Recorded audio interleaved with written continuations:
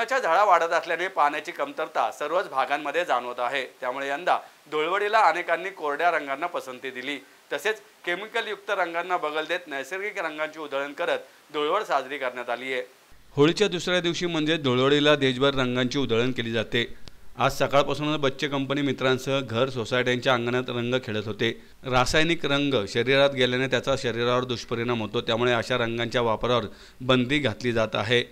होलिका दहन केल्यानंतर उरलेली राख एकत्र केली जाते। या राखेने दुसऱ्या दिवशी सकाळी धुळवड खेळली जाते। या राखेमध्ये मातीही समाविष्ट झालेली असते। एकमेकांच्या अंगावर राख लावून धुळवड हा सण साजरा केला जातो। कोकणात गावी आजही अशा प्रकारे धुळवड खेळली जाते, तर उत्तर भारतात धुळवड रंगांनी फुलांनी साजरी केली जाते। उत्तर भारतातील प्रथा मध्य भारतात देखील रूढ होऊ लागली आहे।